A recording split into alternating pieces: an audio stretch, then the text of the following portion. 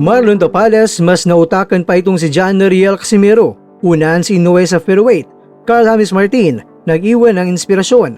Sa larangan ng taktika at estratehiya sa labas ng ring, tila nagpamalas ng isang natatanging kahusayan ang dating Unified World Champion na si Marlon Tapales, habang patuloy ang maingay na panawagan ni John Riel Cuadro-Alas Casimero para makasugupa ang sikat na kampiyon na Hapon na si Naoya Inoue sa Super Bantamweight Division.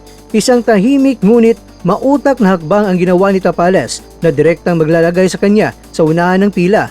Napatunayan na ni Tapales na hindi lang siya basta manuntok, kundi isang dalubhasa sa larangan ng diplomasya sa pamumuno at paglipat ng timbang sa boxing.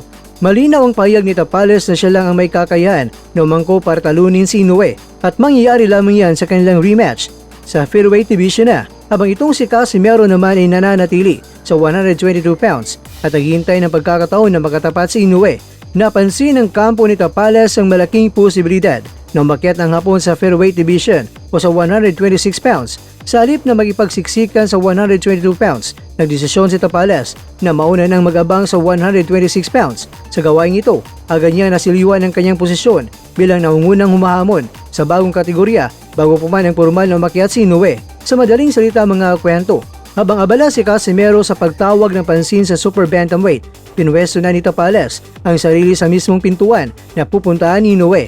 Ang hakbang na ito ay hindi lamang nagpapakita ng kanyang katalinuhan sa pagpili ng karera, ngunit ang kanyang pagnanais na maging 3-division world champion.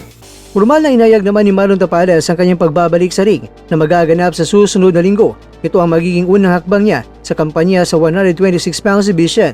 Lalaban ako sa August 29 sa hotel ng Mercure Ballarat. Isang oras na biyahe lang mula sa Melbourne, Australia. Makikipagpaligsahan ako sa bagong dibisyon ng timbang na kung saan mas komportable ako at may ipapakita ko ang lahat ng aking kakayahan. Payag ni Tapales sa kanyang payag ni Tapales. Nagsimula na aking paglalakbay upang maging kampiyon ng daigdig sa 3 dibisyon. Ginagawa ko ito para sa aking pamilya at upang patunayan sa aking sarili na kaya ko pa rin magpamalas ang mataas na antas at uli kong laban ay isang masamang gabi lamang. Salamat sa lahat na nagbigay daan upang mangyari ito. Sa kanyang pag-akyat sa featherweight, pakiramdam ng dating kampiyon ay mas magiging mabilis, malakas at komportable ang kanyang katawan kumpara sa mga nakarang laban. Ang sagupaan sa Australia mga kwento ay magsisilbing pundasyon upang makuha muli ang respeto ng mundo at patunayan na ang kanyang nakarang pagkatalo ay isang karaniwang masamang gabi lamang sa kanyang makulay na karera. Samantala mga kwento, habang mainit ang palitan ng estratehiya sa itaas ng mga ranggo, hindi naman nakalimot ay isa pang pambato ng Pilipinas sa Super Bantamweight Division na si Carl James Wonderboy Martin na nagbigay ng inspirasyon sa kanyang mga tagahanga.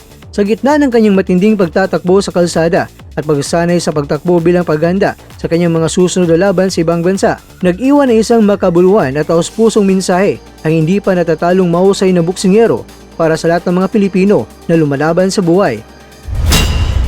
Ayon kay Martin, mahirap abutin ang pangarap pero lagi mong isipin, marami ka ng pinagdaan ng pagsubok sa buhay na nalampasan mo na, kaya ikaw, tuloy lang. Ang simpleng mensahe ito ni Martin habang nagpapapatak ng pawis ay nagpapaalala sa lahat na sa kabila ng politika, estratehiya at hirap sa pagsasanay sa larangan ng boxing, ang pinakamalagang sandata ng isang kampiyon sa loob man o sa labas ng ring ay ang hindi pagsuko. Mga kakwento, habang naganda si Tapales sa kanyang laban sa Australia, naghihintay naman si Casimero sa kanyang pagkakataon.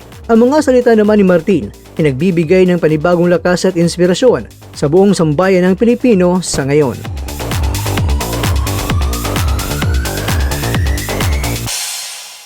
Sa bawat suntok, may pangarap sa bawat... Mga kakwento, hanggang dito na lang muna ang ating kwentuhan. Huwag kalimutan na mag-like, share at subscribe. Ako po si Mr. Kwento. Ito ang mga kwentong maaring hindi pa nakwento sa inyo. Tayo ng boses ang hindi pa napapansin ng mundo. Samahan niyo akong busisiin ang bawat kwento at bawat sakripisyo ng mga mandirigmang mga Pilipino. Ito ang kwentong di pa nakwento. Pilipinas para sa mundo. Pilipinas para sa mundo.